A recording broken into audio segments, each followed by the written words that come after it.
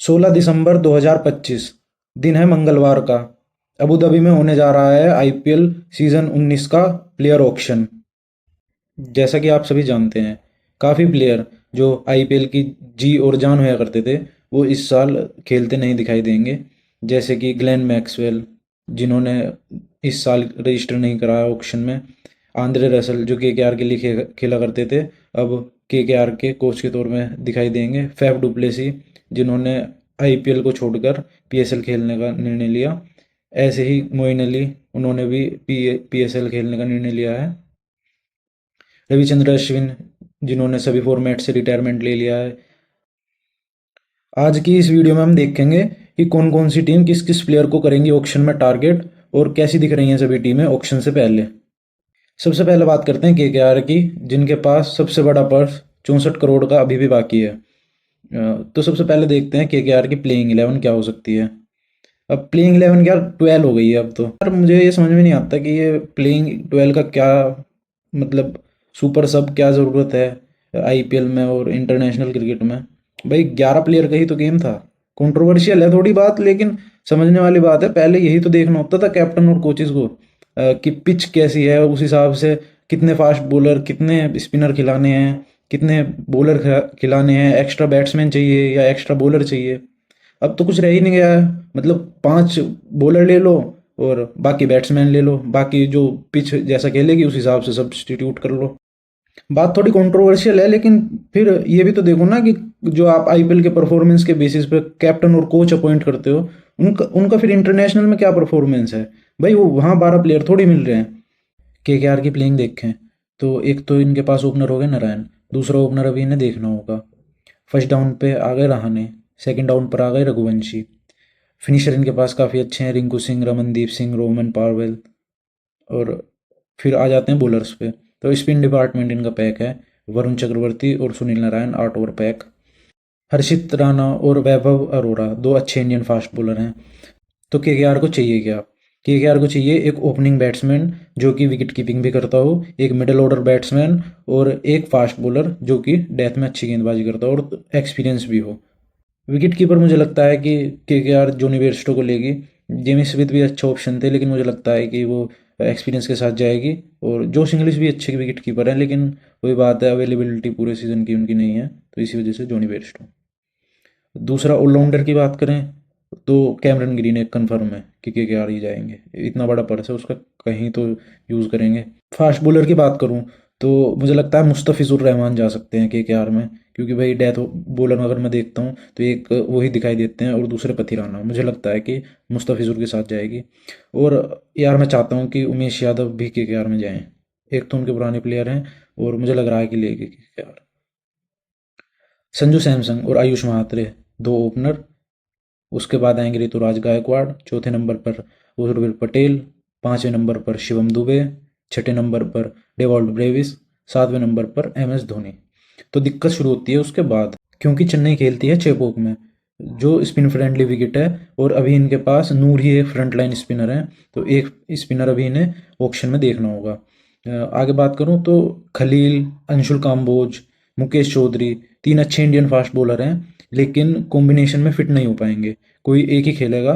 Jimmy Overton खिलाने ही पड़ेंगे क्योंकि ऑलराउंडर नहीं है इनके पास। डेथ ओवर्स में बॉलिंग की बात करूं तो नेथन एलिस इनके पास एक बहुत अच्छे ऑप्शन है। सीएसके कैमरन ग्रीन के लिए भी बिड करेगी, लेकिन बहुत ही मुश्किल है कि केकेआर लेके जाने दे। एक मुझे लग रहा है कि सीएसके मुस्तफिजुर रहमान को भी ले सकती है, एक अच्छे डेथ बॉलिंग ऑप्शन है। और एक पृथ्वी शॉ का लग रहा है कि उन्हें ले सकती है, क्योंकि आयुष महात्रे हैं उनके पास। एक बैकअप ओपनर चाहिए। पृथ्वी शॉ का भी कुछ महात्रे जैसा ही स्टाइल है खेलने का, दोनों सिमिलर टाइप के प्लेयर हैं, तो ले सकती है। तो जो मैं बात कर रहा था कि सीएसके को दिक्कत कहाँ पे आएगी। सीएसके अगर रवि बिश्नोई को ले भी लेती है तो रवि बिश्नोई, नूर अहमद, खलील अहमद और नेथन एलिस, ये चार ऐसे बॉलर हैं जिनसे आप बैट से कुछ भी उम्मीद नहीं कर सकते। और फिर उसके बाद आपके पास बॉलिंग ऑप्शन है जेमी ओवर्टन और शिवम दुबे। तो आपको 4 ओवर इन दोनों से निकालने पड़ेंगे। उसके अलावा कोई भी बॉलिंग ऑप्शन आपके पास नहीं रहेगा। आगे बात करें एसआरएच की, तो अभिषेक शर्मा और ट्रेविस हेड इनके दो ओपनर। उसके बाद आएंगे ईशान किशन, चौथे नंबर पर आएंगे नीतीश कुमार रेड्डी, पांचवें नंबर पर आएंगे हेनरिक क्लासन, छठे नंबर पे आएंगे अनिकेत वर्मा। उसके बाद पैट कमिंस हैं, हर्षल पटेल हैं, जिशान अंसारी के रूप में एक अच्छे यंग इंडियन लेग स्पिनर हैं। बात करें एसआरएच को चाहिए क्या, तो एसआरएच को चाहिए एक अच्छा स्पिनर, जो कि पिछले साल भी एक कमी दिखाई दी थी एसआरएच के स्क्वाड में, और चाहिए एक फिनिशर जो लोअर ऑर्डर में आके मैच को फिनिश कर सके। बात करूं एसआरएच किन किन प्लेयरों को टारगेट करेगी, तो एज अ स्पिनर वो लेना चाहेंगे रवि बिश्नोई को। वो बात है कि पर्स अलाउ करे या सीएसके अलाउ करे ना करे उन्हें, लेकिन फर्स्ट चॉइस उनकी रवि बिश्नोई ही रहनी चाहिए। उसके अलावा वनिंदु हसरंगा और महेश तीक्ष्णा, इन्हें भी ले सकते हैं। फिनिशर की बात करूं तो डेविड मिलर एक बहुत अच्छा ऑप्शन है, लेकिन उसके लिए उन्हें स्पिनर इंडियन ही लेना पड़ेगा, नहीं तो फिर 5 फॉरन नहीं खेल पाएंगे। और बात करूं फास्ट बॉलर की, तो उमेश यादव और आकाशदीप, ये दो अच्छे ऑप्शन हैं। आगे बात करें एलएसजी की प्लेइंग की, तो मिचेल मार्श और एडन मार्करम, दो वही ओपनर। फिर उसके बाद आएंगे निकोलस पूरन, 4 नंबर पर ऋषभ पंत, फिर उसके बाद 5 नंबर पर Ayush Badoni, Abdul Samad as a finisher खेलेंगे। एलएसडी की बॉलिंग लाइनअप कहीं ना कहीं सीएसके की तरह ही है। अब ऑप्शन बहुत सारे हैं, बहुत अच्छे अच्छे ऑप्शन हैं, लेकिन किस किस को खिलाएं। नई बॉल से मोहम्मद शमी डालेंगे, डेथ में आवेश खान डालेंगे, दिग्वेश राठी इनके पास बहुत अच्छे लेग स्पिनर, पिछले साल बहुत विकेट लिए हैं। शहबाज अहमद, इन्हें खिलाना पड़ेगा क्योंकि ये एक लौते ऑलराउंडर है एलएसजी के स्क्वाड में, जो कि अच्छी स्पिन भी डालते हैं और बैटिंग भी अच्छी करते हैं। इसके अलावा आकाश सिंह, प्रिंस यादव, मयंक यादव, मोहसिन खान जैसे बहुत अच्छे फास्ट बॉलर हैं, लेकिन इनमें से कोई एक ही खेल पाएगा। बात करूँ एलएसजी किन किन प्लेयर को टारगेट करेगी, तो मुझे लगता है एक तो जेसन होल्डर, जो कि उनको चाहिए एक बॉलर जो कि नीचे बैटिंग भी कर सके। फिर उसके अलावा इन्हें एक बैट्समैन भी चाहिए मिडिल ऑर्डर। मुझे लगता है कि मयंक अग्रवाल और सरफराज खान, ये दो अच्छे ऑप्शन हैं, इनमें से ले सकती है। बात करें दिल्ली कैपिटल्स की, तो केएल राहुल और अभिषेक पोरल, इनके दो ओपनर। फर्स्ट डाउन आएंगे करुण नायर, सेकंड डाउन आएंगे नीतीश राणा, उसके बाद आएंगे त्रिस्टन स्टब्स, फिर आएंगे आशुतोष शर्मा। अक्षर पटेल का कुछ कंफर्म नहीं रहता ऑर्डर, तो मैं इसलिए नीचे ही कर रहा हूँ। विपराज निगम एक अच्छे स्पिनर हैं और ऑलराउंडर हैं। बॉलिंग में कुलदीप यादव हैं, मिचेल स्टार्क हैं, मुकेश कुमार हैं और नटराजन है। तो मतलब हर डिपार्टमेंट तो इनका कंप्लीट है, मतलब ऐसा कुछ अर्जेंसी नीड नहीं है। हाँ, फिर भी एक दो बाय कर लेंगे, जैसे कि बैकअप ही देखेंगे। एक मयंक अग्रवाल ले सकते हैं, सरफराज खान को ले सकते हैं। आरआर की बात करें तो सूर्यवंशी और जायसवाल, इनके दो ओपनर। उसके बाद आएंगे रियान पराग, चौथे नंबर पर आएंगे ध्रुव जुरैल, उसके बाद आएंगे फरेरा, सैम करन और जडेजा। दो अच्छे ऑलराउंड ऑप्शन हैं इनके पास लोअर इन द ऑर्डर। और आर्चर और तुषार देशपांडे, संदीप शर्मा, इनके पास 3 अच्छे फास्ट बॉलिंग ऑप्शन हैं। बात करूं आरआर को चाहिए क्या, तो एक उन्हें रविंद्र जडेजा के साथ एक स्पिनर की ज़रूरत है। लेग स्पिनर हो तो और भी अच्छा।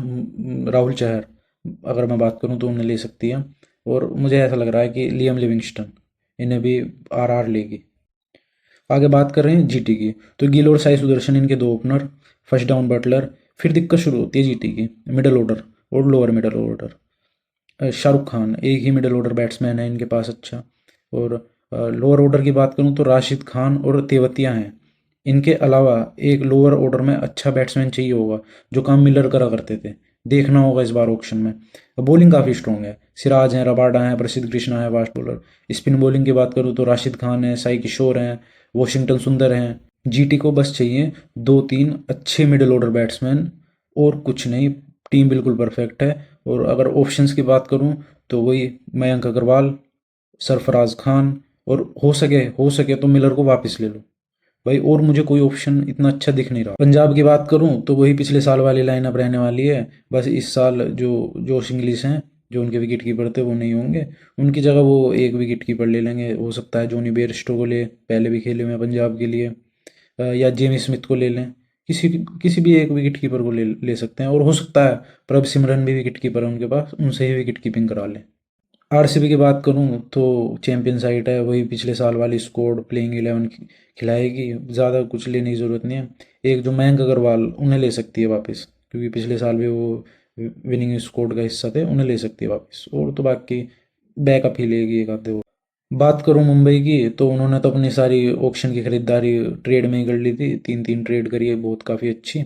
बस अब वही है, बैकअप ले लेंगे एक आधा कोई प्लेयर, और तो कुछ नहीं।